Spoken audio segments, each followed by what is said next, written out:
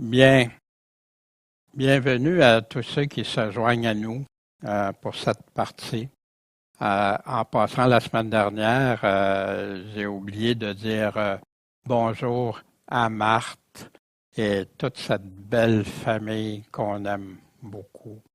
Puis, on prie pour vous, on pense à vous, à Maxime, à Evans, à Jade. On, on vous aime. Bien, ce matin, on va poursuivre la série sur les commandements de Jésus. Il y en a qui simplifient ça juste à un ou deux ou quelques-uns, mais le Nouveau Testament est rempli. Puis qu'est-ce que les apôtres prêchent, l'Évangile de Jésus-Christ qui comprend tous ces commandements, tout ce qu'il nous a donné de faire. Puis si quelqu'un m'aime, il va garder ma parole, il va garder mes commandements. Celui qui m'aime pas, garde pas mes paroles. Puis ça vient du Père. Celui-ci est mon fils bien-aimé, écoutez-le. Bien, ce matin, on va à la 27e partie, on va voir les commandements de Jésus dans la première lettre de Paul à Timothée. Mais juste avant, je vais demander à Michel de nous lire un psaume. Entretenez-vous par des psaumes, la parole nous dit. Au maître chantre, avec instrument à cordes, psaume de David. Quand je crie, réponds-moi, ô Dieu de ma justice. Quand j'étais à l'étroit, tu m'as mis au large. Aie pitié de moi, entends ma prière. Fils des hommes, jusqu'à quand ma gloire sera-t-elle mise en opprobre? Jusqu'à quand aimerez-vous la vanité et rechercherez-vous le mensonge? Sachez que l'Éternel s'est choisi un bien-aimé. L'Éternel m'entend quand je crie à lui. Tremblez et ne péchez point. Parlez en vos cœurs sur votre couche et gardez le silence. Offrez des sacrifices de justice et confiez-vous en l'Éternel. Plusieurs disent, qui nous fera voir du bien? Fais lever sur nous la lumière de ta face, ô Éternel. Tu as mis dans mon cœur plus de joie qu'ils n'en ont quand leur blé et leur vin sont abondants. Je me coucherai, je m'endormirai, aussi en paix, car toi seul, ô Éternel, tu me fais reposer en assurance. Bien, merci beaucoup de la lecture de ce psaume, un psaume qui nous amène à chercher la vérité, à enlever ce qui est vain de notre vie, puis de se confier en l'Éternel. Puis là, tu vas pouvoir être en assurance avec lui. Bien, c'est un peu un résumé de ce que Paul va dire à Timothée qu'on va voir ce matin. La semaine dernière, on avait examiné dans deuxième lettre aux Thessaloniciens ce que Paul met en application quand il écrit une deuxième fois aux chrétiens de Thessalonique, sa lettre qui est dédiée au retour du Seigneur. Ce retour, son avènement si important, il va leur expliquer c'est quand Jésus va venir délivrer son Église et accomplir sa justice, comme promis, quand il va donner le repos à l'Église, à la destruction, comme Paul disait aux Corinthiens, à la dernière trompette. Paul va encourager avec ce que Dieu a dit, puis il va expliquer la destinée des fidèles, ceux qui sont fidèles à Jésus-Christ, puis la destinée des infidèles, ceux qui ne veulent pas connaître Dieu, ceux qui ne veulent pas avoir la vérité, et ceux qui n'obéissent pas à la vérité, au Seigneur Jésus-Christ. Il y a des passages si clairs concernant l'avènement et la délivrance des chrétiens, mais malheureusement souvent mis de côté ou découpé de son contexte, surtout parce que ça vient en confrontation avec la doctrine de l'enlèvement avant toute chose. L'avènement du Seigneur va venir, oui, mais pas avant, comme Jésus nous a dit, auparavant, il faut qu'il arrive ça, ça, ça. Paul dit la même chose avant, il faut qu'on ait vu l'apostasie, qu'on ait vu l'Antéchrist s'asseoir dans le temple, se proclamer Dieu et tout ça. Ça doit arriver avant son avènement pour qu'on puisse être finalement réunis avec lui pour toujours. L'arrivée, puis il parle de l'arrivée, puis du règne de l'Antéchrist et sa destruction qui va arriver quand? À l'avènement, comme il dit au premier chapitre, la destruction de ceux qui vont avoir été contre Dieu. Il donne des instructions précises pour ne pas être séduit. Et ce matin, on va aborder la 27e partie des commandements de Jésus, cette fois-ci dans la première lettre à Timothée. Souvent appelée une lettre pastorale. Pourquoi? Parce qu'elle s'adresse principalement aux pasteurs, aux conducteurs, aux enseignants. Mais pas exclusivement. Non, parce que tous les chrétiens peuvent apprendre beaucoup de ça et il y a des directives qui donnent aux pasteurs quoi dire aux chrétiens, puis qui peut nous permettre même d'évaluer est-ce que le gars qui m'enseigne, le prédicateur, le pasteur, le conducteur, respecte ça. Et c'est malheureux parce que beaucoup on néglige d'obéir à cette lettre. Ils connaissent la lettre, mais ils n'obéissent pas à ce que Paul a dit, qui a été inspiré par l'Esprit Saint à dire. Puis il y en a d'autres qui pensent que c'est pour justifier leur propre théologie au lieu de la parole de Dieu, comme Paul le dit si clairement. C'est l'avant-dernière lettre de Paul avant sa mort, avant son sacrifice. C'est comme un peu son testament spirituel dans la première et deuxième lettre, dans laquelle il donne des directives, des critères puis des avertissements à tous ceux qui veulent être pasteurs, anciens, évêques, serviteurs de Jésus-Christ, diacres, selon les commandements pour être un conducteur fidèle du Seigneur, en appliquant, enseignez-leur tout ce que je vous ai commandé et apprenez-leur à garder, mettre en pratique. C'est très important, bien sûr, pour tout serviteur du Seigneur, mais aussi pour tout disciple voulant connaître le véritable rôle et critères des conducteurs et des commandements pour chacun. Pour ma part, c'est des lettres qui m'ont fait tellement de bien, comme je partageais un peu plus tôt ce matin. Pourquoi? Parce que quand tu enseignes juste la parole de Dieu, tu es confronté à plein de personnes, parfois des non-chrétiens, mais malheureusement souvent des chrétiens, parce que tu dis seulement les paroles de Dieu, puis non, c'est pas ça. Déjà, il y a une idée préconçue. Pas leur Église, pas leur dénomination, pas leur théologie. Eux autres, c'est ça, cette position-là. Leur opinion, c'est ça. Mais nous, on est là juste pour une chose, l'opinion de Dieu. Celle qui appartient à Dieu, celle que Jésus nous a donnée, nous a transmis. Puis, ça peut nous permettre, moi, je sais que ça m'a éclairé beaucoup. Puis, souvent, ça a été des remparts pour moi de dire, parce qu'on se questionne, tout à coup, je suis pas dans la bonne voie. Tout à coup, je fais pas ce que Jésus-Christ. Pourquoi il y a tant de différences, de positions différentes? Puis là, tu te rends compte que les positions différentes ne proviennent pas de la Bible. Elles proviennent des théologies enseignées, des enseignements qu'on leur donne, qui arrivent en contradiction avec la parole. Puis quand tu arrives juste avec la parole, non, c'est impossible que ça soit ça. C'est grave, très grave. Mais moi, de lire ce que Paul a dit à Timothée, puis plus tard à Tite, c'est bénissant. Ça te dit, ben non, Daniel, c'est ça qu'il faut faire. Sans ça, débarque. Si tu ne peux pas faire ça, ôte-toi de là. Laisse quelqu'un qui répond au commandement du Seigneur.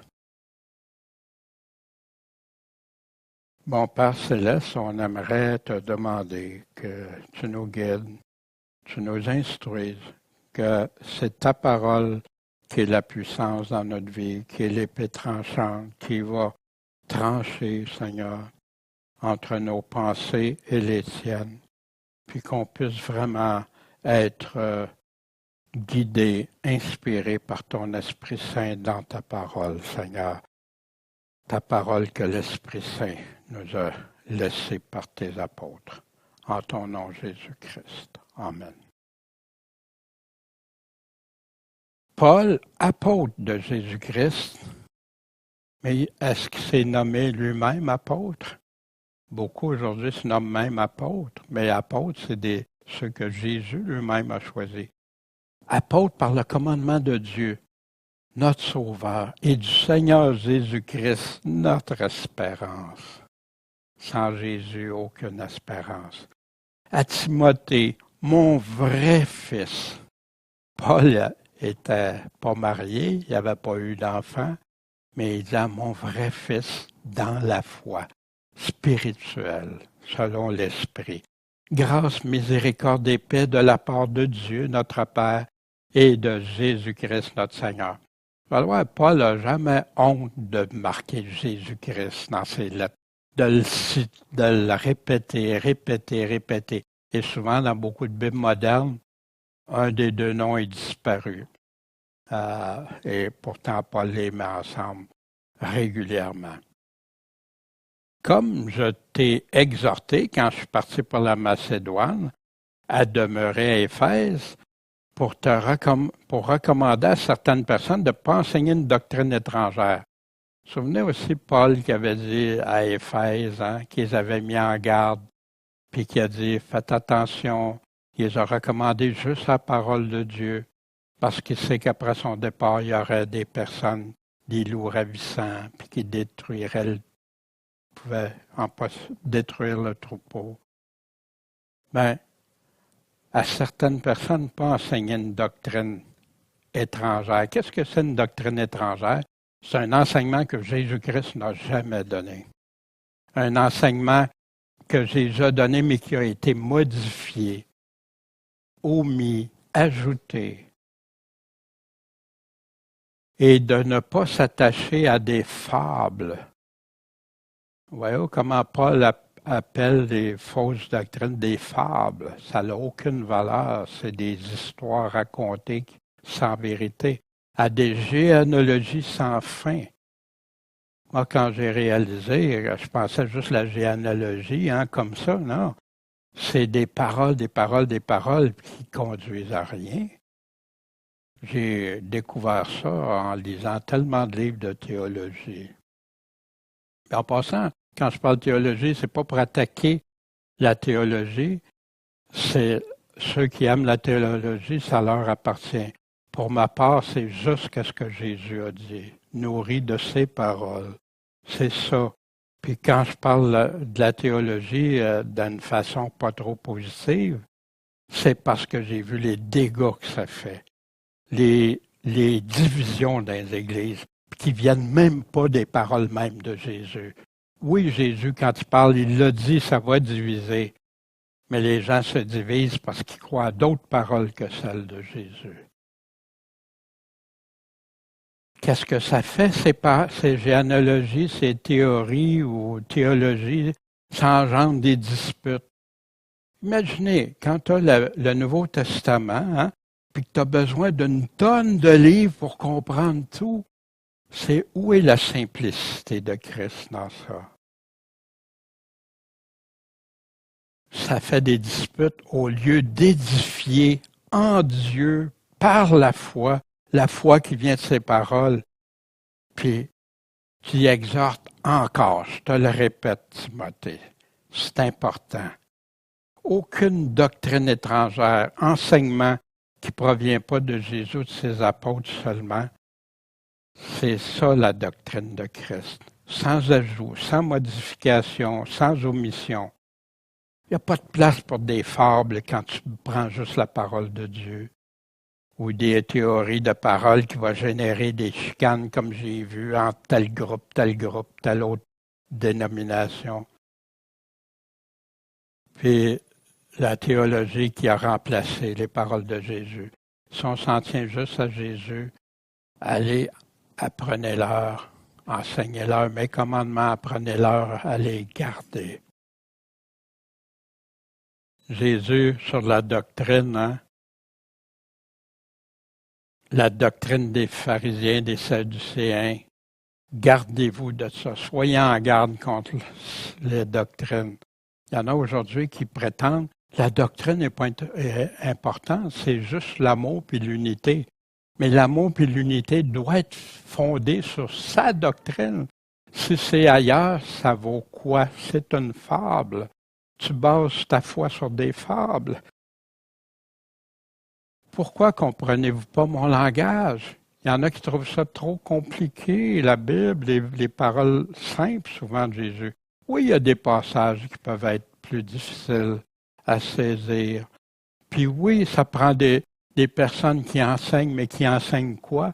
Qui enseignent ce qui est écrit là, pas autre chose. C'est parce que vous ne pouvez pas écouter ma parole. Vous ne pouvez pas m'écouter. C'est pour ça que les gens ne comprennent pas. Puis un pasteur, si toi tu es pasteur, enseignant, tu enseignes la parole de Dieu, bien, on doit faire juste une chose. Écouter ses paroles, puis parler de ses paroles, sans ajout, sans omission. Paul va confirmer le but du commandement du Seigneur. C'est quoi le but de son évangile, de ses commandements, tout ça? C'est l'amour. Mais l'amour qui procède d'un cœur pur, un cœur purifié, pas un cœur où il y a des mauvaises pensées que Jésus nous décrit, hein, on a ça dans Marc, et d'une bonne conscience, une conscience devant Dieu et les hommes, puis d'une foi sincère. Sincère, ça veut dire, elle doit être dans la vérité, elle doit être crue, et que c'est vrai dans mon cœur. Quelques-uns, s'en étant détournés, se sont égarés dans des vains discours, ailleurs que ce que Jésus a dit.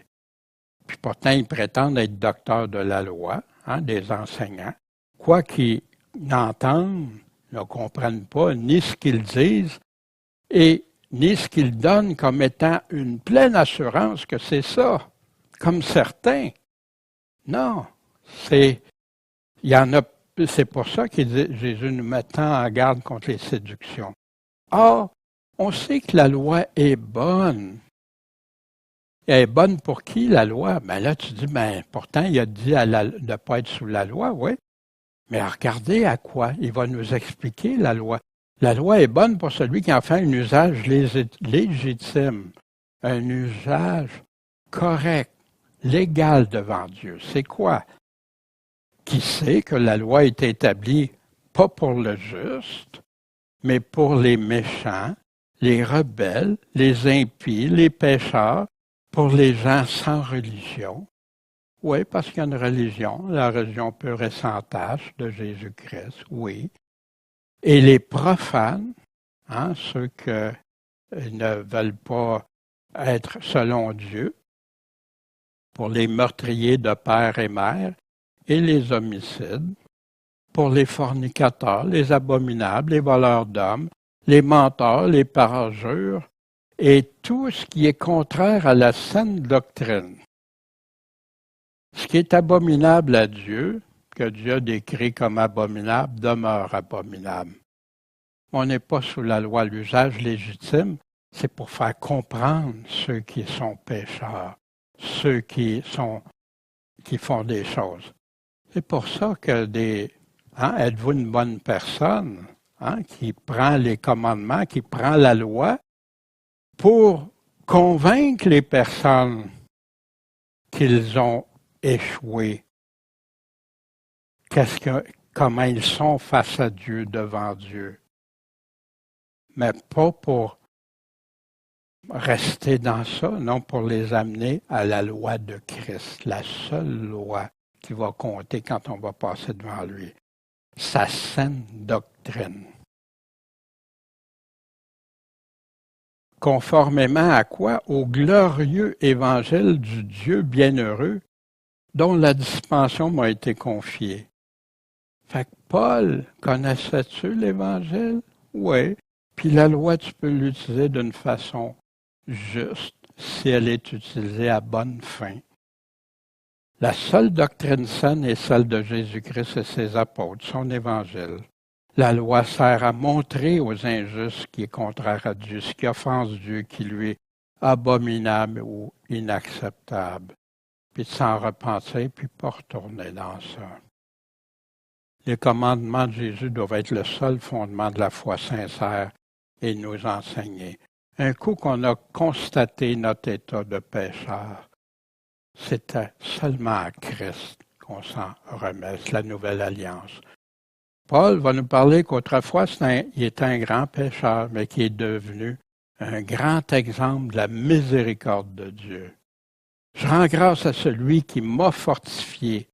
C'est qui celui qui m'a fortifié? À Jésus-Christ, notre Seigneur, de ce qui m'a jugé fidèle en m'établissement dans le ministère. Est-ce que Paul est encore infidèle comme avant? Non, il va être moi, puis il décrit auparavant, j'étais blasphémateur, persécuteur, je persécutais l'Église, ceux qui croyaient en Jésus-Christ, un homme violent, mais j'ai obtenu miséricorde parce que j'agissais par ignorance, étant sans la foi, dans l'incrédulité. Et la grâce de notre Seigneur a surabondé en moi. La grâce de Dieu qui surabonde, pour ma part, j'ai vécu ça quand je connaissais le Seigneur, puis à un moment donné, j'ai commencé à m'égarer, m'éloigner. Puis quand tu reviens comme le Fils prodigue, puis, wow, Dieu, ta grâce qui surabonde. Merci, merci Seigneur. Mais elle surabonde comment cette grâce-là? Avec la foi, puis l'amour. L'amour qui est où? En Jésus-Christ. Cette parole est certaine et digne de confiance. C'est que Jésus-Christ est venu au monde pour sauver les pécheurs, dont je suis le premier. Il y en a qui utilisent ça pour dire, ben, regarde, Paul, il est toujours pécheur. Non, il vient de te dire, auparavant, il était comme ça. Mais c'est pour cela que j'ai obtenu miséricorde. Pourquoi? Afin que Jésus-Christ fasse voir en moi le premier une parfaite clémence. Imaginez, tu avais des personnes qui choisissaient de suivre Dieu ou il y en a qui choisissaient de rejeter Dieu. Fait que ceux qui choisissaient étaient les chrétiens. Mais Paul était celui qui allait les combattre, les emprisonner et même participer à leur mort. Il était là d'ailleurs avec Étienne, quand Étienne a été tué. Fait qu'il a fait voir une parfaite clémence pour servir d'exemple à ceux qui croiront en lui pour la vie éternelle. Merci Seigneur, parce que quand on s'approche, au début, on veut comprendre Dieu, puis qu'on reconnaît notre état pécheur, sale devant Dieu. On se trouve tellement trop, mais on a besoin que Jésus-Christ nous montre sa clémence, son pardon. Puis pour croire en lui. Puis ça, l'exemple de Paul est un des plus beaux exemples qu'on a de la grâce de Dieu. À un criminel, a devenu transformé. Puis c'est au roi des siècles, immortel, invisible, à Dieu seul sage, soit honneur et gloire au siècle des siècles, pour l'éternité. Amen. Un Paul transformé, utilisé par Dieu pour être un exemple pour ceux qui croiront Jésus-Christ, puis qui confirme la grâce obtenue par la miséricorde de Dieu pour obtenir la vie éternelle, même pour le pire pécheur.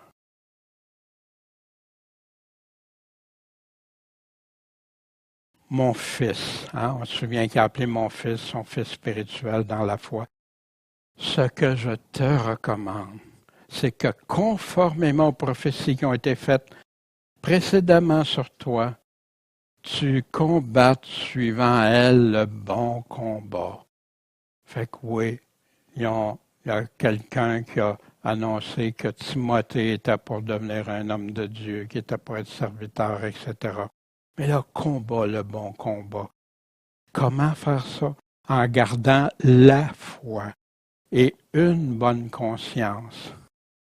Quelques-uns ayant perdu la foi, la bonne conscience, ont fait naufrage quant à la foi. Fait que quand tu perds ta bonne conscience, tu fais naufrage quant à la foi. Quand ta conscience est entachée, quand ta conscience devant Dieu et les hommes n'est pas, mais principalement devant Dieu. De ce nombre sont Hyménée et Alexandre, que j'ai livrés à Satan, on va voir ça, ça ne sera pas long. Dans quel but? Dans le but qu'ils apprennent à ne pas blasphémer. Fait que c'est pas comme des fois j'ai entendu livrer à Satan pour qu'il soit détruit, puis tu sais, comme les apôtres qui disaient, on veut-tu compris faire descendre le feu du ciel sur eux autres? Non, pas du tout. On va voir ça. Pour pas qu'ils apprennent à blasphémer. Puis sans la foi, c'est impossible de lui être agréable à Dieu. Être agréable, c'est être agréé de Dieu. Parce qu'il faut que celui qui s'approche de Dieu croit que Dieu est, puis c'est lui le rémunérateur de ceux qui le cherchent. Paul va parler concernant le bon combat dans sa deuxième lettre à Timothée. J'ai combattu le bon combat. J'ai achevé, j'ai terminé, j'ai persévéré jusqu'à la fin. J'ai gardé la foi essentielle. Sans la foi, ceux qui ont fait naufrage, wow, grave, grave. Il y en a qui disent, un jour sauvé, toujours sauvé, tu peux renier Dieu, puis t'en aller dans le monde, faire le contraire à ce que Jésus dit, puis tu es toujours sauvé. Sans la foi, c'est impossible. Il y a un combat pour la foi. Voici Jésus qui nous parle concernant le faire naufrage de la foi. Quand il nous parle de la parole semée qui est abandonnée ou la foi qui est abandonnée. La semence est la parole de Dieu. Ceux qui la reçoivent le long du chemin, ceux qui l'écoutent, ils entendent la parole, mais le diable vient, il enlève ça de leur cœur, de peur qu'ils croient, puis qu'ils soient sauvés. Ceux qui reçoivent dans les endroits pierreux, c'est ceux qui, ayant entendu la parole, la reçoivent avec joie. Wow! Que c'est extraordinaire! Mais ils n'ont pas de racines. Puis ils ne croient, ils ont la foi que pour un temps.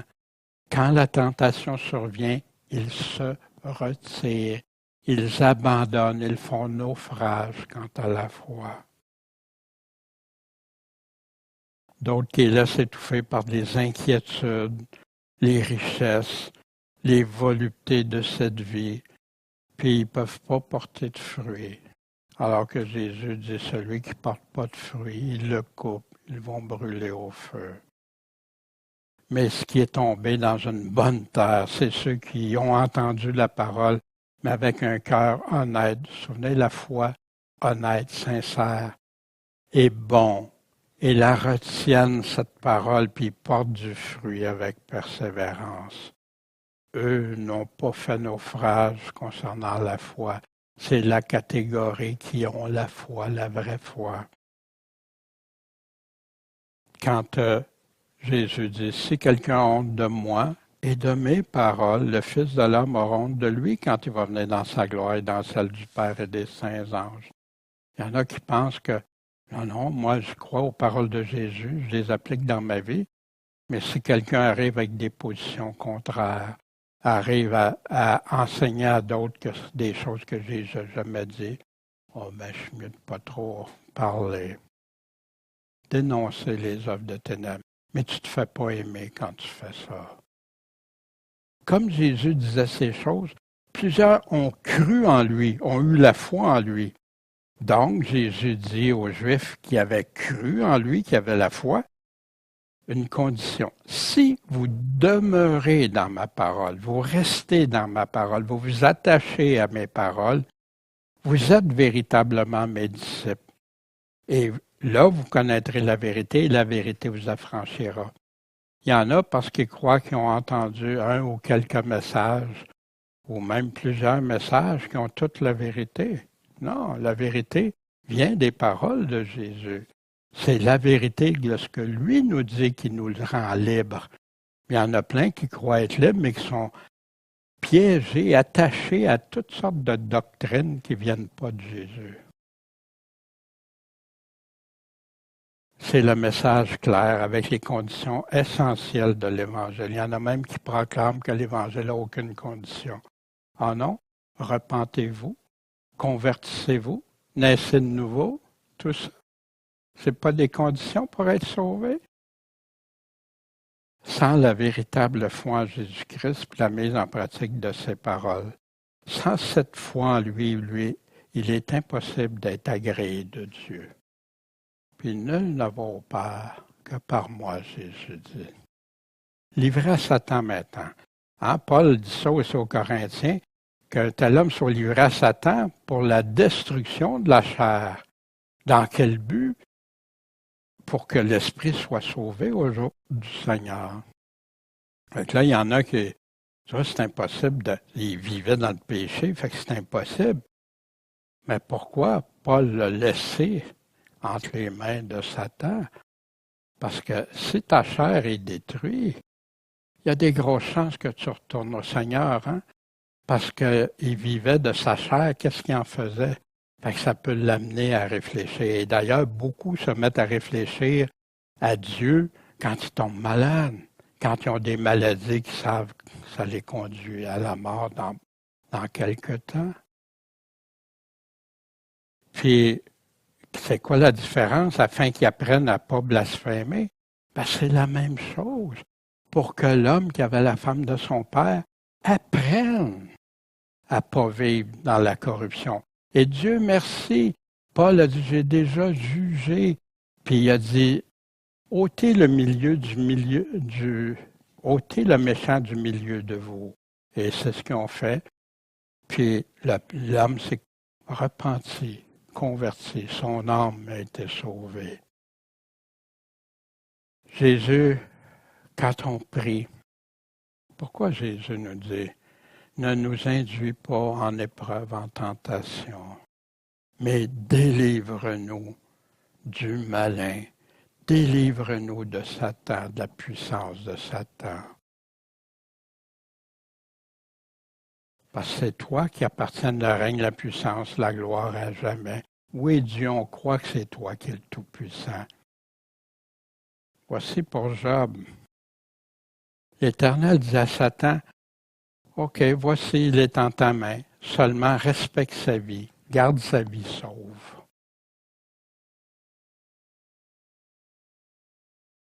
Job, lui, pour sa part, n'avait pas commis de crime, Dieu le dit. Il a dit qu'il était un homme juste et intègre. Mais le malin voulait le détruire, comme il a essayé avec Jésus lors de la tentation dans le désert, après 40 jours de jeûne. Jésus dit, Simon, Simon, voici Satan a demandé à vous cribler comme le blé. Mais j'ai prié pour toi. Pourquoi qu'il a prié? Pour que ta foi ne défaille pas, que tu ne fasses pas naufrage quant à la foi. Puis donc, toi, quand tu seras converti, parce que Pierre n'était pas encore converti, Jésus n'était pas encore mort, ressuscité, rencontré. Quand tu seras converti, affermis tes frères. L'enseignement de Jésus, si ton frère a péché, reprends-le. Premièrement, seul à seul. Après ça, 2, 3 témoins. Puis, après, l'Église. Puis s'il n'écoute pas l'Église, regarde-le comme un païen, un péager, livré à Satan.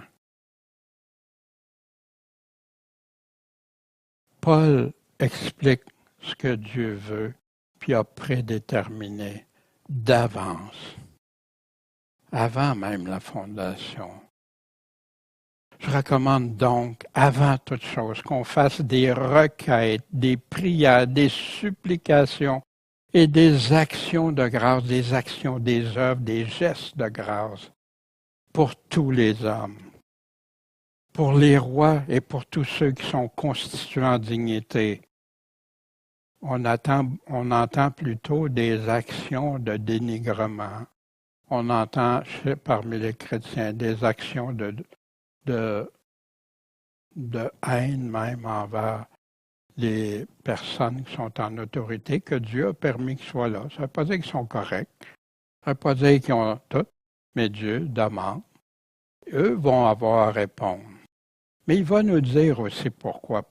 Pourquoi prier? Afin qu'on puisse mener une vie paisible et tranquille. Savez-vous ce que c'est les pays que tu n'as pas le droit de vivre une vie paisible et tranquille, en toute piété et honnêteté? Qu'on t'empêche même de vivre ta foi, ou que si jamais tu parles de Jésus à quelqu'un, c'est la prison, les tortures, etc., même la mort, comme depuis les apôtres. Est-ce qu'on prie pour nos autorités? Ou est-ce qu'on fait comme l'enseignement de Jésus, comme la veuve devant le juge inique qui priait, qui demandait sans cesse, trouverai-je la foi quand je vais revenir? Pourquoi tout ça? Parce que c'est bon et agréable aux yeux de Dieu, notre Sauveur. Pourquoi? Parce qu'il veut que tous les hommes soient sauvés, autant ces méchants-là, autant comme Paul. Paul le comprenait très bien, hein? Il veut que tous les hommes soient sauvés et qu'ils parviennent à la connaissance de la vérité. C'est ça que Dieu a déterminé. C'est ça pour que ceux qui croient à son Fils. Car il y a un seul Dieu, puis un seul médiateur, un seul pont, un seul lien entre Dieu et les hommes. Il n'y a pas de médiateur autre que Jésus-Christ. Il n'y a pas de médiatrice. Il n'y a pas rien de ça autre que Jésus-Christ, puis qui est venu comme un homme sur la terre. Fait qu'il y en a qui se trouvent toutes sortes de chemins différents, mais il y en a juste un lien. Puis qu'est-ce qu'il a fait, lui? Que les autres n'ont pas fait, il s'est donné lui-même en rançon pour tous, pour payer pour chacun, payer notre dette envers Dieu, payer pour nos péchés. C'est là le témoignage rendu en son propre temps, que Dieu avait déterminé que ça arriverait dans le temps, qu'il envoie son Fils pour faire ça. Voilà ce que Dieu veut que les hommes deviennent ses élus. Pour devenir ses élus, repentez-vous, croyez, convertissez-vous, etc. Devenez mes disciples pour son plan préparé d'avance, qui a été prédestiné d'avance. La vérité vient des commandements de Jésus, qui sont accessibles à tous, surtout de nos jours, c'est partout. Mais comment pouvez-vous croire quand vous tirez votre gloire les uns des autres, puis vous ne recherchez pas la gloire qui vient de Dieu seul? Qu'est-ce que beaucoup de dirigeants font? Qu'est-ce que beaucoup de pasteurs font? Qu'est-ce que beaucoup font?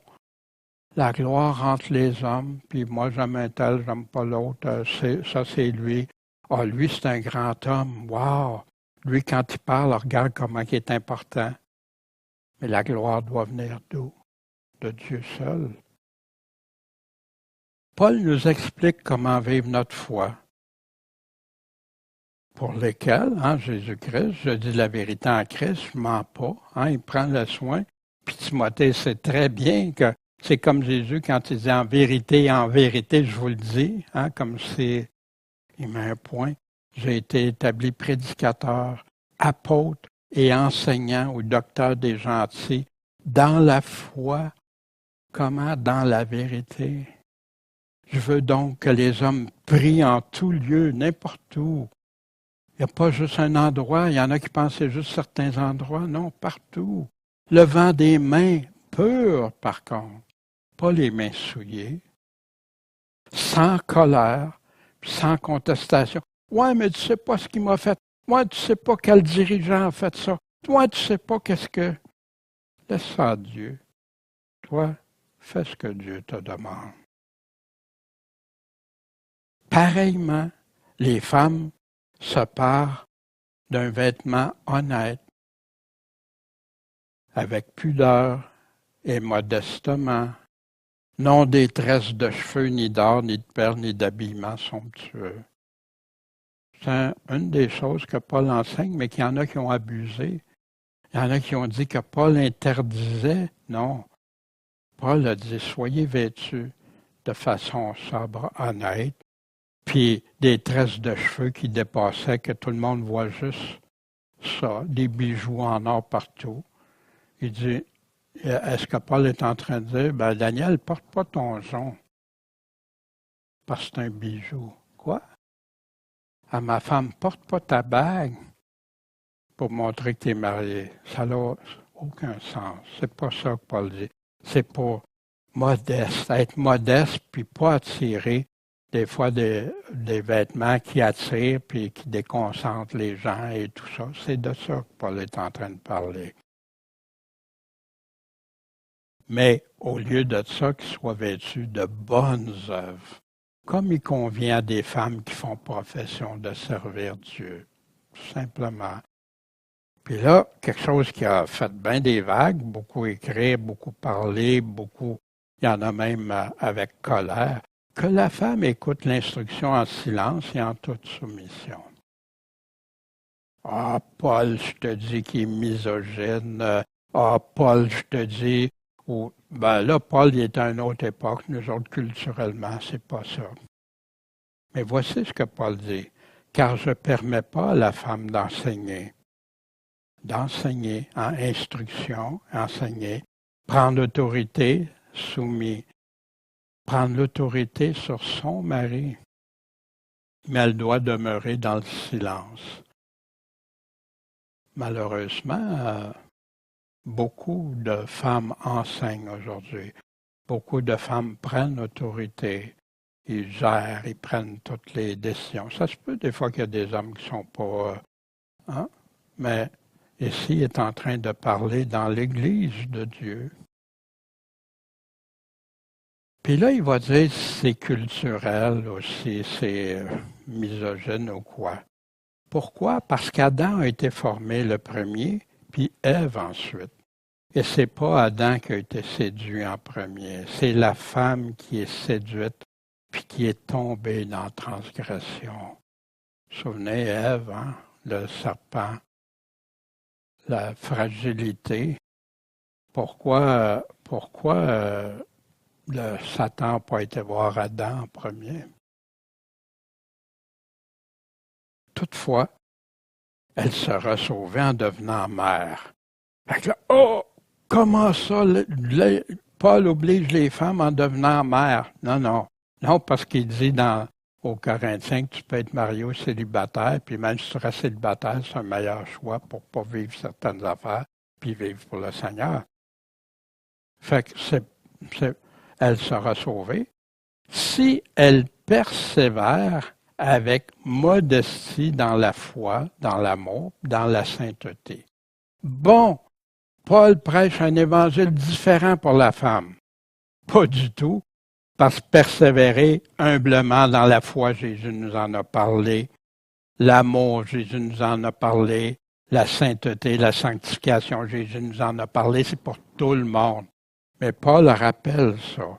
Fait que pour les femmes, ben non, regarde, Dieu te demande de faire ça. C'est ça pour toi. Pour l'homme, il y a d'autres responsabilités, d'autres choses. Puis, pour les deux, gare aux deux s'ils n'agissent pas selon le Seigneur. Ils s'entêtent envers le Seigneur. Autant l'homme, moi je dois persévérer humblement dans la foi. Je dois persévérer humblement dans l'amour, puis je dois persévérer humblement dans la sainteté. Aujourd'hui, qui élève des mains pures pour prier sans intention négative ou méchante envers d'autres personnes, des dirigeantes, qui croient et obéissent à ce que l'Esprit Saint nous a enseigné par Paul. Est-ce que le commandement de ne pas enseigner était culturel ou biblique? Dépassé du temps ou biblique qui commence à la création du monde? Pareillement, est-ce que tous vivent dans la foi, l'amour, la sainteté de manière humble? Paul va confirmer les critères pour être pasteur. Cette parole est certaine. Si quelqu'un aspire à être évêque, ancien pasteur, c'est la même définition. Évêque va vouloir dire souvent de chapeauter même d'autres anciens.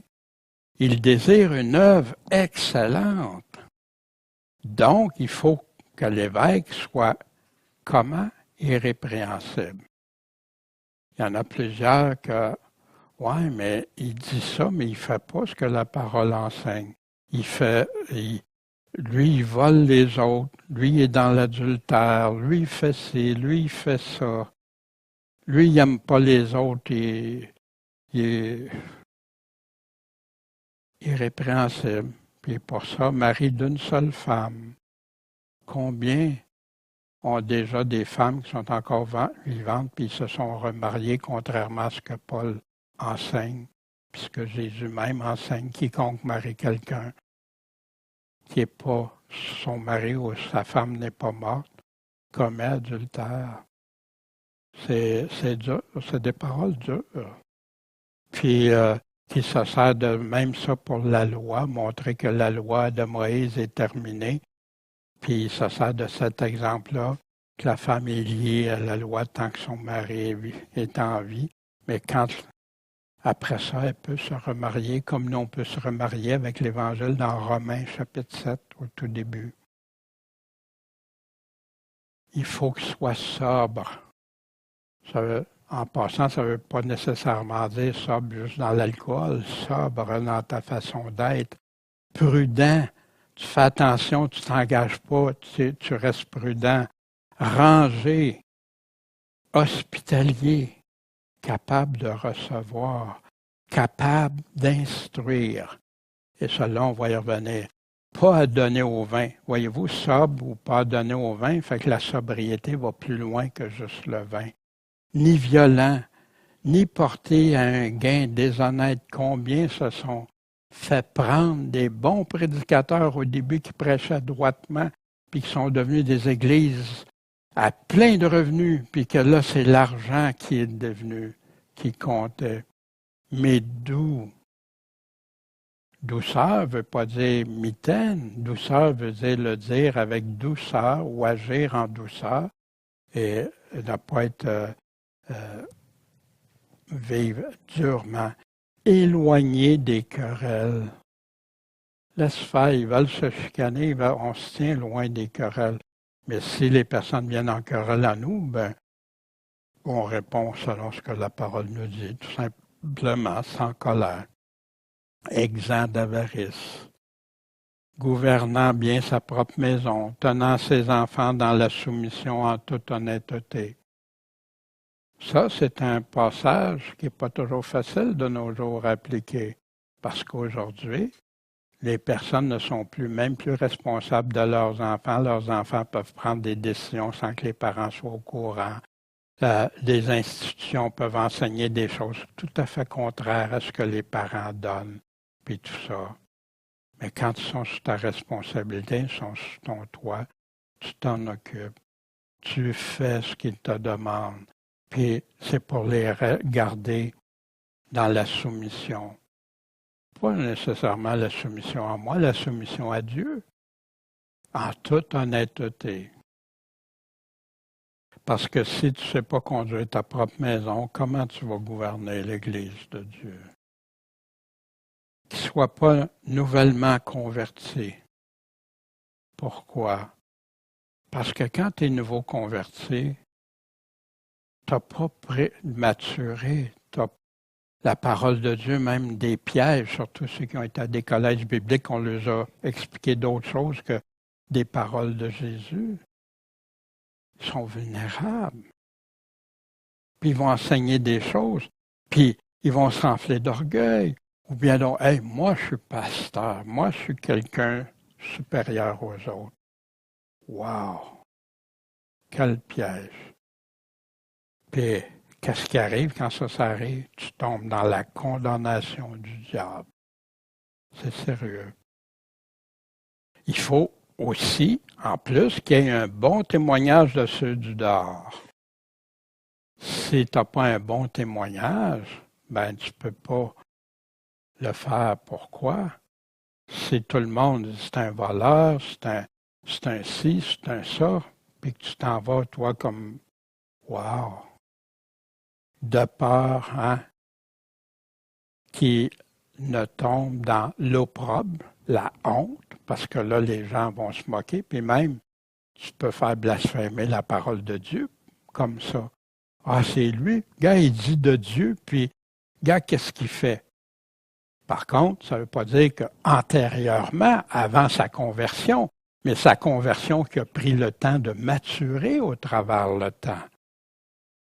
Parce que sans ça, Paul serait exclu en partant.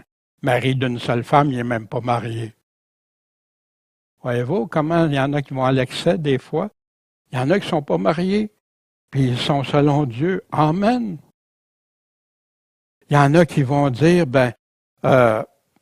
regarde bien, là, Paul, c'est un violent. Regarde, c'est le pire des pécheurs, même, qui a dit. Mais tout ça, c'était avant sa conversion. C'était auparavant. Après, tu as des criminels qui sont devenus des prédicateurs, dont Paul est un exemple. Des critères établis pour être conducteur de chrétiens. Simplement les commandements de Jésus mis en pratique pour devenir un exemple. Mais pour celui qui veut devenir pasteur, ancien évêque, avec la capacité d'enseigner, puis Paul donne des mises en garde. Fait que comment on peut reconnaître si quelqu'un a les capacités? On est là. Les diacres, la même chose, soient graves, hein, sobres, sans hypocrisie, pas donner aux excès du vin, ni aux gains déshonnêtes, conservant le mystère de la foi avec une conscience pure. Ça, on va y revenir, le mystère de la foi, parce que c'est beaucoup utilisé par certaines églises. On va y revenir tantôt. Puis, les diacres, qu'ils soient aussi d'abord éprouvés aussi, comme les anciens, comme les pasteurs anciens. Eux autres aussi doivent être testés avant. Avant de devenir, tu dois être éprouvé. Puis ensuite, ils exercent leur ministère, mais juste s'ils sont sans reproche. S'il y a des reproches, il faut qu'ils travaillent là-dessus. Ça ne veut pas dire que c'est impossible qu'ils le deviennent, mais ils doivent travailler, régler ça dans leur vie avant. De même que leurs femmes soient graves, non médisantes, sobres et fidèles en toutes choses. Fait qu'il y en a que, des fois, ils ont abandonné le ministère à cause de leur femme. Leur femme a fait un tort énorme. Des fois, c'est l'homme lui-même, mais souvent, la fidélité est importante. Puis l'homme et la femme deviennent un. Fait que quand quelqu'un voit la femme qui fait des choses qui ne sont pas selon Dieu, puis la personne prêche la parole, il y a des non-médisantes, il y a des femmes qui ont détruit le ministère de leur mari parce qu'ils racontaient aux autres. Grave, c'est grave. Ils ont empêché des personnes d'avancer ou d'être évangélisées. C'est sérieux. C'est pour ça que Jésus nous dit que toute parole, c'est bon pour pas juste pour la femme, ça c'est bon pour tous, nos paroles. Nos paroles ont une grande responsabilité et un grand poids. Puis, il faut qu'il soit marié d'une seule femme. Ben oui, pour ne pas donner un témoignage que, imagine, moi, c'est ma deuxième femme. Ah oui, tu sers dans l'église. Oh oui, Qu'est-ce que tu penses l'effet que ça fait? Un pasteur, un diacre? Ben, après ça, comment qu'il va pouvoir prêcher ce qui est écrit dans la Bible? C'est pour lui, c'est justifié d'être remarié sans que sa femme soit décédée. Quelle image ça donne à ceux qui vont à cette église-là? Ah, ben, c'est correct. Moi, je peux me divorcer, me remarier. Ceux qui auront bien rempli ce ministère s'acquièrent un rang honorable, une grande assurance dans la foi qui est en Jésus-Christ. Fait que oui, Dieu voit ça d'une très bonne, c'est bon, c'est bien, ministère, des œuvres, la musique, le service, l'accueil, la parole de Dieu. C'est tout important, mais ça doit être fait selon les critères que Paul donne ici. Les mêmes critères s'appliquent pour les diacres, sauf la capacité d'enseigner qui n'est pas demandée à un diacre ou diaconesse aussi. En ce temps-là, comme les disciples se multipliaient, les chrétiens, c'était des disciples. Puis il y a eu des murmures parce qu'entre les Grecs et les Juifs, il y avait des veuves qui étaient négligées, puis tout ça. Fait que là, les apôtres ont dit, OK, on convoque la multitude des disciples, des croyants, des sauvés, des convertis.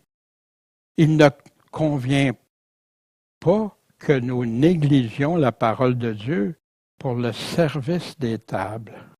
Donc, choisissez, frères, 7 hommes d'entre vous dont on rende un bon témoignage, plein d'Esprit Saint et de sagesse, à qui nous commettions cet emploi. Pour servir aux tables, voyez-vous les critères. Fait que c'est important dans l'Église du Seigneur, tous ceux qui représentent le Seigneur, quelle que soit notre tâche, quelle que soit notre chose, l'importance. Puis, quant à nous, nous vaquerons à la prière puis au ministère de la parole, c'est pourquoi Jésus les avait appelés comme apôtres. Chaque rôle, chaque tâche dans la maison du Seigneur est prise très au sérieux par Dieu puis par les hommes aussi. Comment vivre dans l'Église de Dieu? Je t'écris ceci, j'espère aller bientôt te voir, dans le but que tu saches, si je tarde, comment il faut se conduire dans la maison de Dieu, qui est l'Église du Dieu vivant. Cette Église-là, c'est la colonne et la base de la vérité. Et de l'aveu de tous, voici le mystère de la foi. Le mystère de piété est grand. La piété, encore. Dieu a été manifesté en chair. Puis j'invite ceux qui nous écoutent peut-être à prendre vos Bibles puis le lire dans 1 Timothée 3, 14 à 16. Dieu manifesté en chair. Qui est Dieu manifesté en chair? Ben, il a été justifié par l'Esprit, celui-ci est mon Fils bien-aimé, vu des anges, prêché parmi les non-juifs, les gentils, cru dans le monde, puis élevé dans la gloire. De qui il parle, sinon de Jésus-Christ même ici? On apprend que pour être l'Église du Dieu vivant, une Église doit être non seulement dans la vérité, mais en être sa colonne solide, immuable. Paul confirme le grand mystère. Dieu qui a été manifesté en chair. Fait qu'il y en a, ça peut. Non, Dieu est esprit. Jésus a été manifesté en chair. Jésus-Christ. Mais pourquoi ce grand mystère a été minimisé dans des traductions de Bible depuis la fin des années 1800? Puis je me dois d'en parler, parce qu'on doit dénoncer ce qui n'est pas conforme. Dans le texte grec, sur lequel les traductions de Bible s'appuient, maintenant, c'est ceux qui ont fait des choix d'aller vers d'autres textes qui sont toujours de plus en plus modifiés, mais voici. Ça, c'est à partir de la traduction Louis II. Ben, chaque mot a un mot de correspondance pour aller dans le dictionnaire grec. Fait que voici le verset qu'on vient de voir, Dieu manifesté en chair, mais voici les mots qui sont là, à toutes les fois que c'est Dieu, c'est le numéro 2316, le mot qui définit en grec la signification. Fait que là, Paul écrit Dieu, l'Église du Dieu vivant, le mystère de la piété est grand, celui, 2316. Trouvez l'erreur. Qu'est-ce qui se passe ici? C'est Dieu partout, sauf quand on arrive, ce mystère grand, le mystère de la piété, Dieu manifesté en chair, le mot Dieu est changé pour celui. Voici, en anglais, dans le dictionnaire grec anglais, le numéro 2316, c'est théos. Théos, que tous savent que ça veut dire le mot Dieu, ou un Dieu, ou des dieux. Puis, il nous donne la divinité suprême. Ça peut être si c'est figurativement, ça peut être un magistrat, quelqu'un de très qui a de pouvoir, autorité. En français, le même mot, théos, voici les définitions qu'on a rajoutées. Même j'aurais pu prendre ça. Seigneur, Christ, ça, celui, puis non traduit.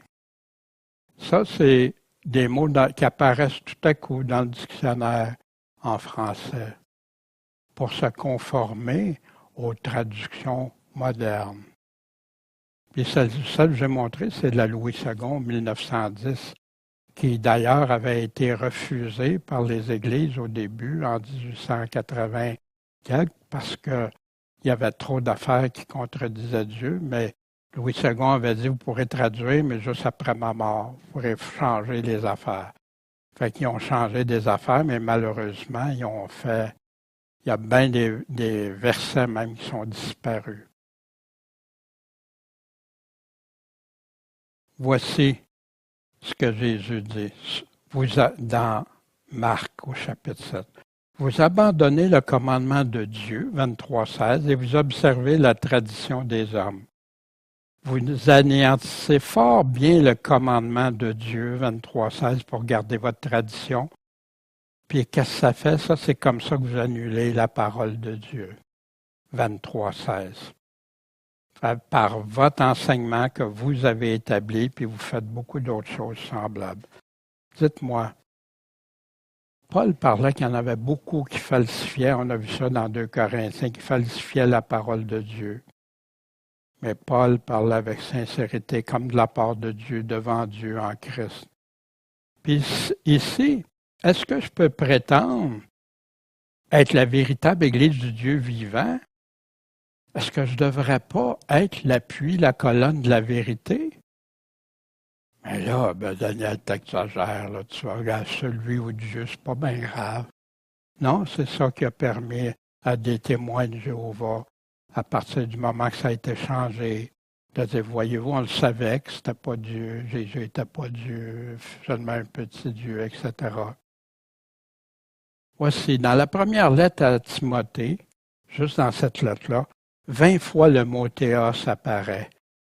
Et une seule fois, le mot celui remplace Dieu.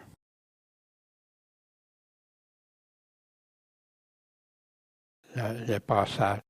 Mais le mot théos est utilisé 1162 fois, qui veut toujours dire Dieu, ou Dieu au pluriel aussi, qui peut être le même mot, théos, sauf pour quelques-unes, ou dans Colossiens, il a changé que la paix de Dieu. Là, il a mis le mot Christ, 23:16. OK, ça change.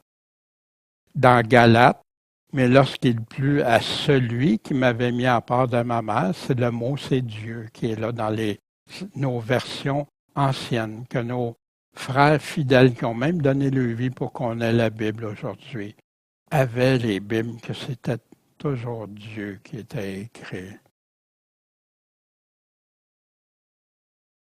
Pourquoi avoir changé le mot Dieu pour celui? un des passages les plus clairs de la divinité de Jésus-Christ. Il y en a d'autres, mais celui-là est très clair. Bien, des personnes comme Louis II doutaient de la divinité de Jésus. Puis ça, c'est pas moi qui le dis, on a ça dans l'histoire chrétienne. Il y a des livres qui ont été écrits sur ça. Mais qui s'est permis? Seulement les hommes qui ne croyaient pas à la divinité de Jésus-Christ, notre Seigneur, pouvaient changer le mot Dieu. L'Église du Dieu vivant, la colonne, la base de la vérité avec des traductions qui diminuent sa vérité, sa force. Quand j'ai découvert ça, j'ai dit « Wow, Seigneur, pourquoi tant de confusion dans nos églises modernes? » Puis chacun a sa traduction, chacun, à partir des textes qui ont été changés plus de 27 fois, qui ont changé les mêmes mots pour avoir d'autres significations, dont les comités de Nestle Allen qui avaient des jésuites sur la table pour ceux-là même qui voulaient détruire la parole de Dieu. Incroyable.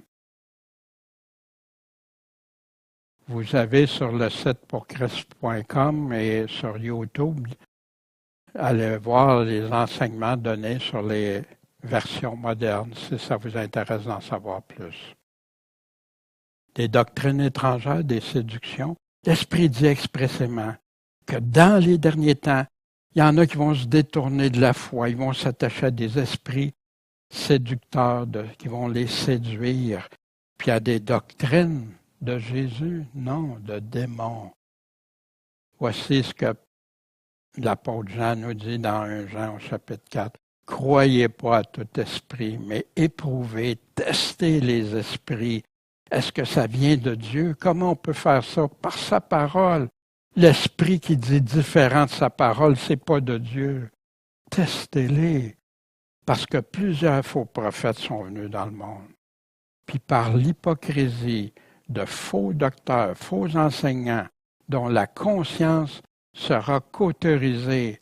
Leur conscience n'est pas bonne. C'est pas une bonne conscience, c'est une conscience brûlée qui ne peut plus rien faire, tu ne peux plus rien changer. Ils défendent de se marier, comment de s'abstenir d'aliments que Dieu a créés afin que les fidèles et ceux qui ont connu la vérité en usent avec action de grâce. Dieu n'empêche pas de se marier. Il n'empêche pas pour les aliments, ben non. Les aliments n'ont rien à voir avec le royaume de Dieu. Jésus l'a dit très clairement. Paul l'a répété. Qui enseigne ça de ne pas se marier? On a eu l'Église catholique au travers des siècles. Pas tous les siècles, je ne me souviens plus si c'est autour du 14e siècle ou quelque chose du genre, je vous dis ça sous toute réserve. Là. Mais dans ces années-là, qu'il ne fallait plus se marier, dans le temps pour le Vatican, pour avoir de l'argent, puis avoir payé pour les familles, etc. Avant, ils étaient mariés, les prêtres. La nourriture, on n'a pas le droit de manger de la viande, tel jour, dans le carême, dans ci, dans ça. Comme d'autres religions font, d'ailleurs. Hein? L'Adventiste aussi prêche ça. Peut-être pas le remariage, mais s'abstenir d'aliments ou d'autres, fait que vous pouvez vérifier. Parce que tout ce que Dieu a créé, c'est bon. Il n'y a rien à rejeter.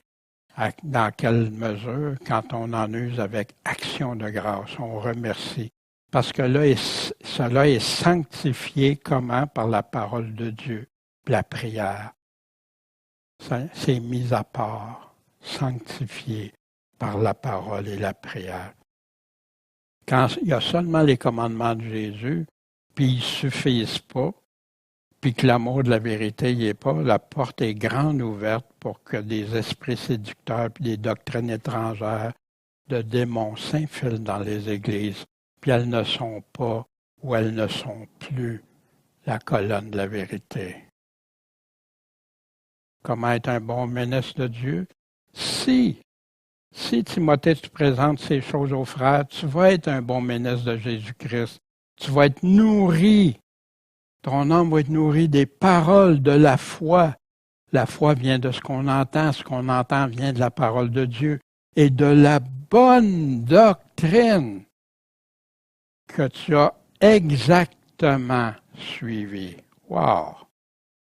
Est-ce que c'est pas ça qu'on aimerait que le Seigneur nous dise? Nourris de la bonne foi que la doctrine que tu as exactement suivie, mais rejette les fables profanes. Ça ne vient pas de Dieu, ces fables-là.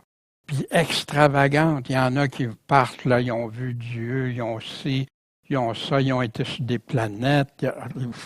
Regarde, plein des enseignements que tu es sauvé, même si tu vis comme un démon. J'ai entendu des prédicateurs de Charles Stanley, même si tu vis comme un démon, tu es sauvé pareil. Où tu trouves ça dans la Bible? Exerce-toi à quoi? À la piété. C'est quoi la piété? Il y en a qui ont toutes sortes de définitions. La piété, c'est vivre selon les enseignements de Jésus-Christ, selon ses commandements. Parce que l'exercice corporel est utile, mais à peu de choses. Mais la piété, elle est utile à toutes choses, ayant la promesse de la vie présente, puis celle qui est à venir. Fait que tu veux la vraie vie, c'est là. Est-ce que Paul a dit à Timothée de ne pas s'entraîner? Non, il est en train de faire une comparaison entre, puis c'est où que tu mets ton emphase. Cette parole est certaine et digne de toute confiance. Fait que c'est ce que Paul a dit, là. Regarde, il ne se trompe pas, il l'affirme clairement. Puis nous, on endure en effet tant de travaux, puis tant d'opprobre de la part des autres, parce que nous espérons au Dieu vivant, qui est le sauveur de tous les hommes, principalement des fidèles. Pourquoi principalement? Parce que les fidèles se sont convertis. Les autres, ils les attendent. Ils attendent qu'ils en viennent à la connaissance de la vérité. On sait que malheureusement, il y en a beaucoup qui vont rejeter. Annonce puis enseigne ces choses-là. C'est ça, Timothée, tu dois enseigner. Puis il fait l'exercice corporel, mais quand tu apprends la place de la piété, c'est un piège. Mais seuls les commandements de Jésus mis en pratique, son évangile, sa piété, quand tu vas arriver devant Dieu, quoi d'autre qui va compter? Tu peux devenir un monsieur univers ou le meilleur athlète, le meilleur dans tout. Mais comparé, ça n'a pas d'utilité comparé à ça. Que personne méprise ta jeunesse. Hein? Fait qu'il y en a qui pensent que Timothée, c'est un petit garçon. Non, c'est pas ça du tout. Il était plus jeune que Paul, il était plus jeune que plusieurs. Puis il l'appelle mon fils. Mais sois le modèle des fidèles. Comment? Par la parole, par la conduite, par l'amour, la charité, l'esprit, par la foi, puis par la pureté, Timothée. Applique-toi à la lecture. Quelle lecture? La parole de Dieu. À l'exhortation, à exhorter, à l'instruction. Instruire jusqu'à temps que je vienne. Néglige pas le don qui est en toi, qui t'a été donné par prophétie, par l'imposition des mains du Conseil des Anciens. Il y en a qui font une grande histoire avec l'imposition des mains, tu sais, puis il y en a qui vont plus loin que la parole dit. Mais l'imposition des mains, ils ont été faites à ceux qui ont été servis pour aller servir aux tables. C'est pas toujours comme des fois, il y en a qui exagèrent dans leur doctrine. Médite ces choses. Réfléchis à ce que je viens de te dire. Sois-en, occupe-toi-en de temps en temps. Non, toujours. Pour que tes progrès soient évidents en toutes choses. Continue de grandir, Timothée. T'es pasteur, tu conduis même des pasteurs, tu choisis des pasteurs, continue de grandir. Quel homme pourrait dire, moi, je suis rendu au top, là? Jamais. Le bon combat, on va le voir dans 2 Timothée, c'est jusqu'à la dernière heure. Prends garde à toi-même. Prends garde, là. Puis à quoi? À la doctrine. Pourquoi qu'on entend tellement que la doctrine, c'est si peu important aujourd'hui? Le malin gagne sur toute la ligne quand il a réussi à faire croire des chrétiens que la doctrine n'est pas si importante. Persévère dans ces choses-là. Pourquoi que tu dois persévérer à faire attention à toi, puis faire attention à la doctrine, la seule doctrine? Parce que si tu fais ça, tu vas te sauver toi-même, puis non pas seulement toi-même, ton salut, mais celui de ceux qui t'écoutent. Parce que tu ne les conduiras pas dans des fables, tu ne les conduiras pas ailleurs, tu vas rester dans ce qui est écrit.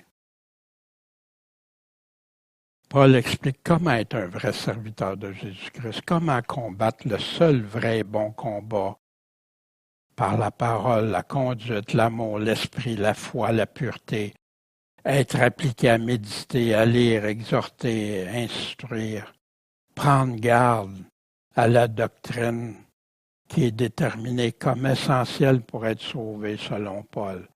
Ah ben non, ça ne veut pas dire le salut. Ah non. Pourquoi qu'il dit tu te sauveras toi-même? Ça parle de quoi le mot sauver? Il y en a qui peuvent, avec beaucoup de théologie, arriver à contredire ce que Paul a simplement dit dans des mots très simples. Jésus a dit, celui qui persévérera jusqu'à la fin sera sauvé. Paul n'a pas inventé ça. Reprends pas rudement le vieillard, la personne âgée, mais exhorte-le comme un père. Il a mal fait, il agit pas bien, mais reprends-le. Mais comme un père va reprendre avec amour. Les jeunes gens, ils sont jeunes, ils font des gaffes, des affaires. Reprends-les, mais comme des frères. Les femmes âgées, reprends-les, mais comme des mères, comme si tu parlerais à ta mère. Les jeunes gens comme des sœurs, mais en toute pureté, parce qu'il y en a qui se sont laissés séduire au travers de ça. Honore les veuves, ceux qui sont vraiment veuves. Mais si une veuve a des enfants ou des enfants de ses enfants, les petits-enfants, qu'ils apprennent premièrement à exercer leur piété envers leur propre famille, puis à rendre à leurs parents ce qu'ils ont reçu d'eux, parce que cela est bon et agréable à Dieu. Celle qui est vraiment veuve, qui est demeurée seule, espère en Dieu, puis persévère la nuit et jour dans les prières, les oraisons. Mais celle qui vit dans les plaisirs est morte tout en vivant. Morte comment? Pas physiquement. Quelle sorte de mort qui reste spirituelle pour Dieu? Donc, avertis-les de ces choses. Dans quel but? Pour qu'elles soient sans reproche, irrépréhensibles. Si quelqu'un n'a pas soin des siens, puis principalement ceux de sa propre maison, il a renié la foi. Il est pire qu'un infidèle. Imaginez les commandements que Jésus dit, aimer son prochain, principalement ceux de la foi, principalement ceux de sa famille. Vivre selon Christ et non selon le monde. Pas vivre dans les plaisirs du monde. C'est exactement ça que Paul disait. Puis pour qu'une veuve soit mise sur le rôle de l'Église, qu'il y ait quelque chose qui dit, bon, on va donner tant à la personne, parce qu'elle est veuve, on doit l'aider, à moins, il ne faut pas qu'elle ait moins de 60 ans, puis qu'elle a eu un seul mari, encore le seul mari qui revient, quel est le témoignage de ses bonnes œuvres, celui d'avoir élevé ses enfants, exercer l'hospitalité, laver les pieds des saints, secourir les affligés, s'être appliqué à toutes sortes de bonnes œuvres. Il y en a qui pensent parce qu'ils sont à la maison qu'ils peuvent avoir... Non. Regarde, fais ce que Dieu... C'est pourquoi Dieu nous a mis au monde, hommes ou femmes.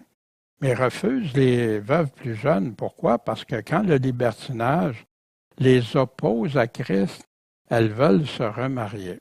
Fait que là, il y en a qui découpent ce verset-là. Tu vois, Paul, il ne faut pas se remarier. Non, fais attention. On va voir qu'est-ce qu'il est en train de dire. N'oublie pas qu'elles sont veuves. Ça veut dire que leur mari est mort, déjà mort. C'est ce qu'elles font à leur condamnation parce qu'elles ont violé leur première foi. Mais c'est quand il y a du libertinage qui rentre. Avec cela, oisive, elle s'accoutume d'aller de maison en maison, non seulement oisive, mais aussi bavarde et curieuse, parlant de ce qui ne convient pas de parler. Fait que Paul décrit les choses non acceptables ici. Donc, je veux que les plus jeunes, ils se marient pour ne pas tomber dans le libertinage, puis devenir en opposition à Christ, puis rejeter leur première foi.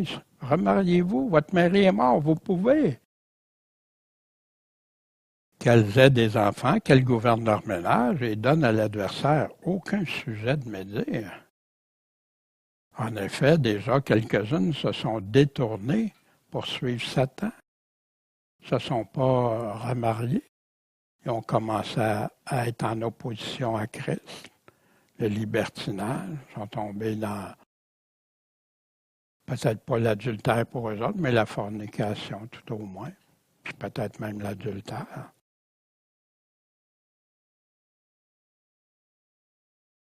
Si quelque fidèle homme ou femme a des veuves dans sa famille, bien qui les assiste, puis que l'Église n'en soit pas chargée, pour que l'Église ait de quoi entretenir celles qui sont vraiment veuves. Fait que s'il y a un engagement dans ta famille, tu as quelqu'un qui devient veuve, ça pourrait s'appliquer aux handicapés aussi, ceux qui ne peuvent pas travailler, ceux qui peuvent, ben, aide-les. Que les anciens qui gouvernent bien soient jugés dignes d'un double honneur, principalement ceux qui travaillent à la prédication et à l'enseignement. Parce que l'Écriture dit, tu n'en muselleras pas le bœuf qui foule le grain et l'ouvrier est digne de son salaire. Fait qu'il y en a qui pensent parce qu'ils sont pasteurs qu'ils méritent des gros salaires, des grosses affaires. Ben oui, regarde, la Bible dit de quoi il est en train de parler. Ils ont besoin de se nourrir, de nourrir leur famille, hein, s'ils respectent les critères que Paul a donnés. Il y a besoin. Mais faites attention, s'il est avare, s'il tombe dans le piège de la richesse, exclu, il ne répond plus aux critères. Voyez-vous? Reçoit aucune accusation contre un ancien pasteur, évêque, si ce n'est de 2 ou 3 témoins. Combien de personnes ont été voir le pasteur? Hey, tel autre pasteur, il y a ci, il y a ça, puis il garde ça. Non. Ça prend 2, 3 qui ont confirmé ça, comme la parole nous dit. Puis après ça, tu regardes. Mais là, c'est une accusation. Ça ne veut pas dire une condamnation. L'accusation, tu vas la traiter, mais tu vas aller enquêter, tu vas regarder qu'est-ce qu'il y en est avant d'arriver à dire non ou oui. Reprends devant tous ceux qui pêchent. Un verset si oublié. Mais reprends-les comment? Avec douceur, comme un père, comme un frère, comme une mère, afin que les autres aussi en aient de la crainte. C'est mis de côté, ça, aujourd'hui. Se conjure devant Dieu. Puis c'est pas facile à faire. J'ai eu à le faire quand même à plusieurs reprises, puis on n'aime pas ça. Tu aimerais bien mieux te passer de ça. Mais ça fait partie. Puis le reprendre, pourquoi? Pour son âme, pour qu'il s'en repente, pour qu'il revienne à Dieu, qu'il choisisse de suivre Dieu. Puis là, s'il ne veut pas le suivre, c'est clair, comme Jésus dit, ben, tu ne peux pas faire partie de l'assemblée, hein, comme au Corinthiens il a dit, sortez du milieu de vous le méchant qui n'obéit pas à Dieu, c'est ça. J'en conjure devant Dieu, le Seigneur Jésus-Christ et les anges élus, d'observer ces choses, comment? Sans prévention. Oh non, je ne le ferai pas, je vais attendre l'année prochaine, là, peut-être. Non, sans prévention. Puis aussi de rien faire avec partialité. Oh, lui, je l'aime plus, je vais être plus tolérant avec l'autre. Non, lui, j'aime pas la face. Ça ne marche pas, hein? Ben non. Dieu est impartial, il demande à ceux qui le représentent d'être impartial. Impose pas les mains à personne avec précipitation. C'est intéressant parce que moi, au début de ma vie chrétienne, quand j'allais voir Ah, venez-vous-en, il imposait les mains à tout le monde. Des gens qui ne connaissaient même pas. Participe pas au péché d'autrui. Toi, conserve-toi pur. Continue pas à boire que de l'eau, mais use un peu de vin à cause de ton estomac et tes fréquentes indispositions. Mais est-ce qu'il dit est-ce qu'il permet à Timothée de prendre un coup ici? Non, un peu de vin. Ceux qui sont adonnés au vin, ceux qui des excès de vin, non. Les péchés de certains hommes sont manifestes, hein? On les voit, c'est tellement clair, même avant tout jugement. Mais il y en a d'autres qui ne paraissent que dans la suite, plus tard. De même, les bonnes œuvres sont manifestes, et si elles ne le sont pas d'abord, ils ne pourront pas demeurer cachés quand c'est des bonnes œuvres, des bonnes choses faites selon Dieu. Puis, dans les commandements ici, de ce que Paul vient de dire, mis en pratique, reprendre ceux qui pêchent, on a ça dans Matthieu 18. On a les reconnaître comment? Par leurs fruits, par les œuvres qu'ils produisent, le résultat de leurs œuvres, le résultat les fruits. On les reconnaît. Fait que, péché ou bonnes œuvres. Que tous les esclaves hein, qui sont sous le joug, hein, ceux qui relèvent de quelqu'un, regardent leur maître comme digne de tout respect. Dans quel but? Pour que le nom de Dieu puis la doctrine ne soit pas blasphémée. Il y en a qui partent en guerre contre le patron, contre le gouvernement, contre ci, contre ça, afin que le nom de Dieu soit pas blasphémé, puis sa doctrine ne soit pas blasphémée. Parce que quand tu fais ça, tu provoques, puis tu es en train d'appliquer, d'aimer ton prochain comme toi-même, de prier pour eux, de prier même pour ton ennemi, de pardonner, ou si c'est en train de blasphémer, faire la parole de Dieu. Que ceux qui ont des fidèles pour maître, quand tu as cet avantage d'avoir un patron qui est chrétien, ne les méprise pas sous prétexte qu'ils sont tes frères, que, OK, tu es mon égal, fait que moi, je vais... Non, tu peux pas me dire quoi faire, là. Moi, non. Mais qu'ils les servent d'autant mieux, parce qu'ils sont des fidèles qui sont aimés de Dieu, des bien-aimés, et qu'ils s'appliquent à leur faire du bien. Enseigne ces choses, exhorte. Oh non, moi là, tu me diras pas de... Non. Voici.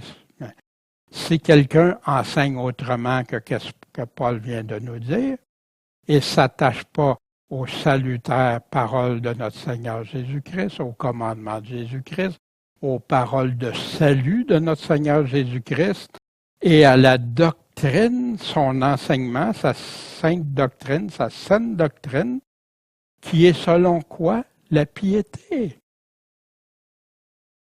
Si tu n'enseignes pas la doctrine qui dit de demeurer dans la piété, puis t'enseignes autrement de ce qu'il vient de te dire, il est enflé d'orgueil. Il connaît rien. Mais il y a la maladie des contestations et des disputes de mots, d'où naissent l'envie, les querelles, les médisances, les mauvais soupçons, que j'ai tellement vu de fois quand de la théologie ou des positions dénominationnelles sont amenées. Et les vaines discussions de gens, en passant, l'envie, querelle, médisance, mauvais soupçons, c'est tout contraire à l'amour, ça. L'amour qui est un des commandements majeurs du Seigneur. Les vaines discussions de gens qui ont l'esprit corrompu, qui sont privés de la vérité. Ils n'ont pas la vérité, ceux qui prêchent le contraire, qui enseignent autrement, qui regardent la piété comme une source de gain. Ah, mais ça, par exemple, la piété, c'est payant, ça. Je peux faire une source de gain. Sépare-toi de ces gens-là. Ceux qui enseignent autrement, tu ne vas pas à ça.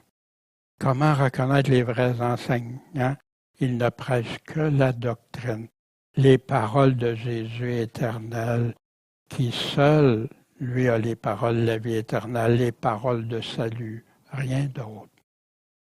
Sa doctrine enseigne quoi? La piété, la sanctification, marcher, coupe ce qui n'est pas bon, coupe ce qui est un danger pour ton âme, puis se séparer de tous ceux qui enseignent autrement.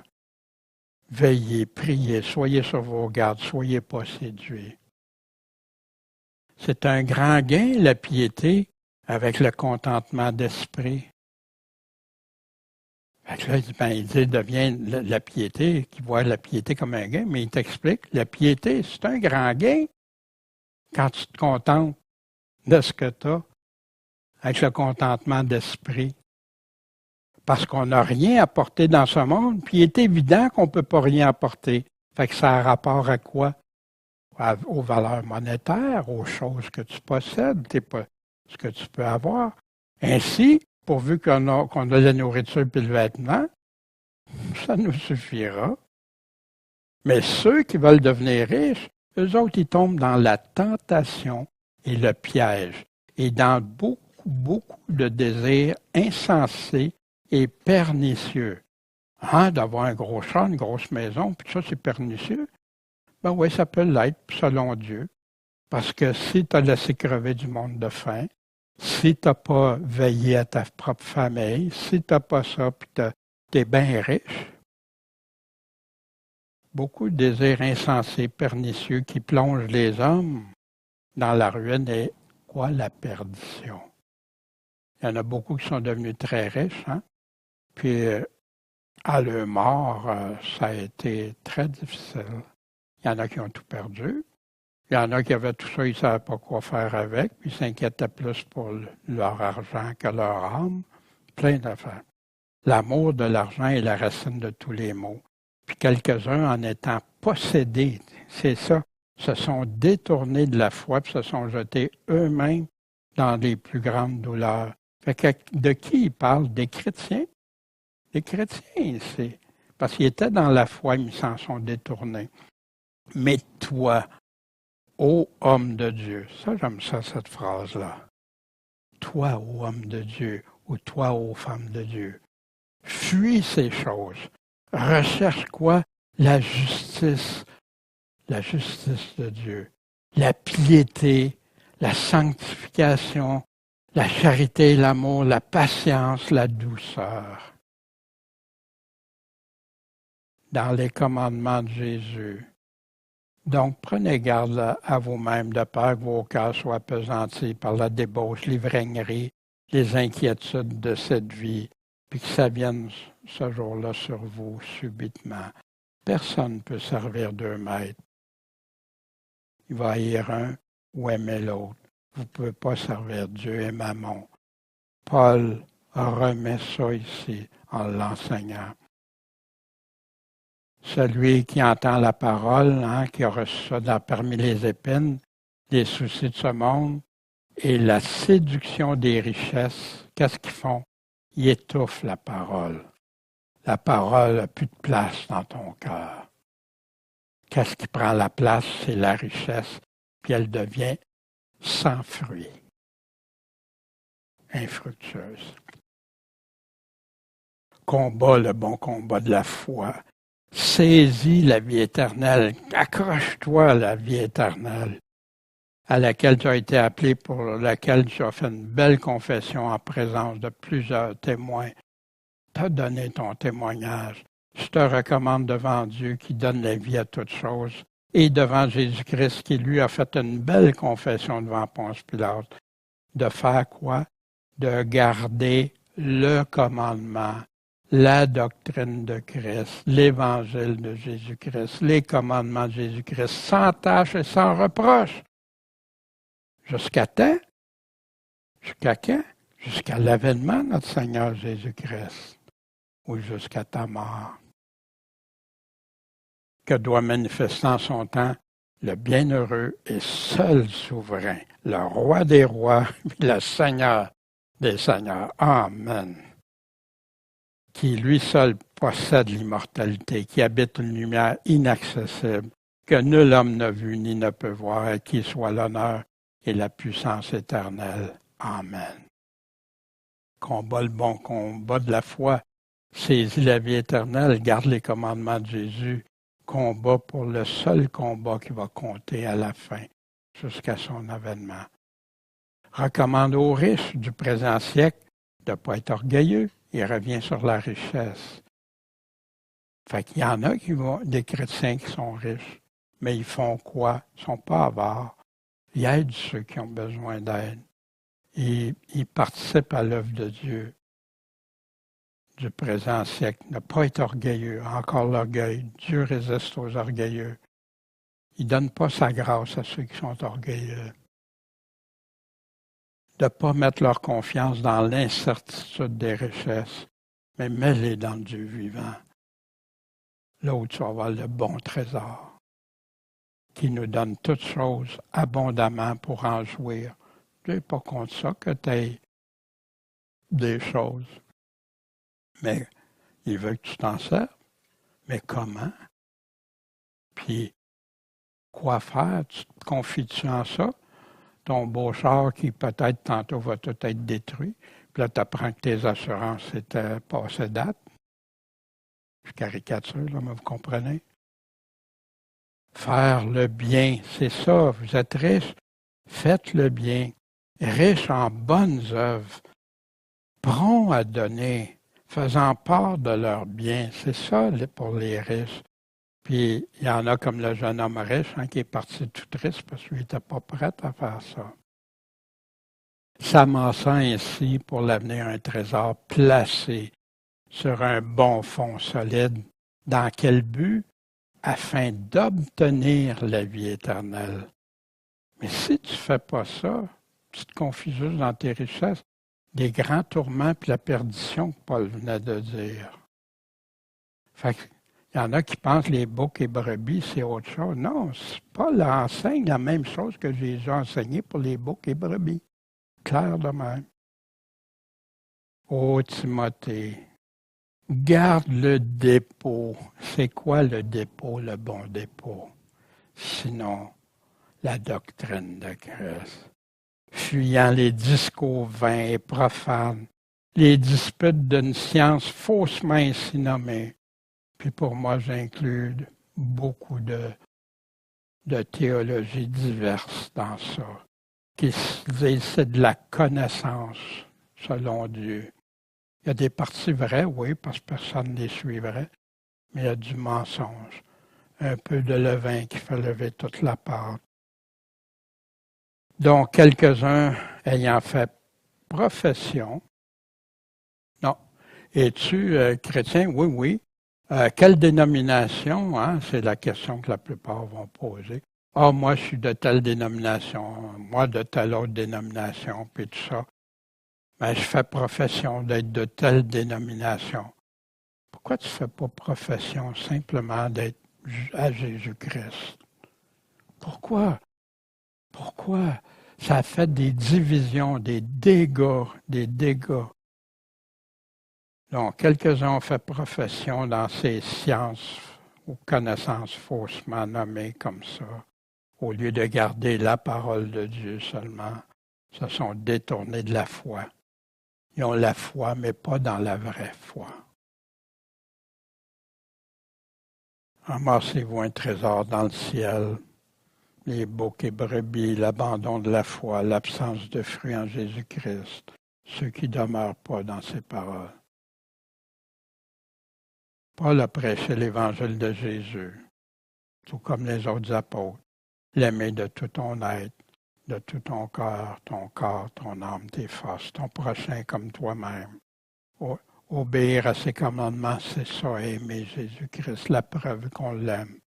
Produire des fruits selon Dieu, seulement en Jésus, avec Jésus, par Jésus, ce qui est conforme à sa volonté. Paul, tout au long de sa lettre, confirme comment être un bon serviteur du Seigneur, comment se comporter un vrai serviteur, les critères requis pour être un serviteur, les encouragements et directives, les avertissements aussi, les pièges, ce qui peut être dangereux, ce qui peut être contre la doctrine de Christ, des fois sans le réaliser. J'invite à souligner et noter dans votre Bible les mots-clés comme vérité, dans sa lettre, combien de fois ça revient, la doctrine, l'Évangile, le glorieux Évangile, parole, foi, il y en a plein d'autres. Répéter, répéter, répéter. Versus les mensonges, doctrine étrangère, des fables, des généalogies sans fin, des faux prophètes, des faux enseignants, et leur corruption de la saine doctrine de Jésus-Christ. La lettre est remplie. Paul explique que la foi est un combat, le seul qui comptera devant Jésus-Christ.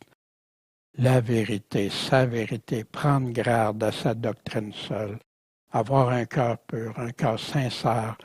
Tout commence par sa doctrine, sur le fondement qui est Jésus-Christ. Celui-ci est mon Fils bien-aimé, écoutez-le. Bonne conscience, vivre dans la piété, être la colonne de la vérité. Est-ce qu'on l'est? Est-ce que tu l'es, une colonne de la vérité? Ou si il y a des fissures dans la colonne?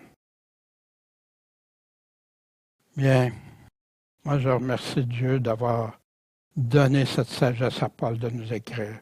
Je sais que c'est long, ce matin, mais c'est déterminant pour la foi de tout chrétien, puis surtout de ceux qui cherchent une église, puis qui veulent vérifier les critères requis.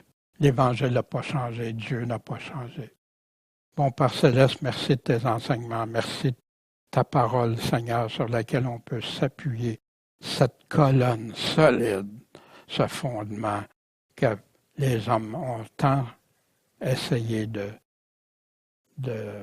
faire des fissures dedans ou de l'éliminer, mais que toi, tes paroles demeurent, elles ne passeront pas.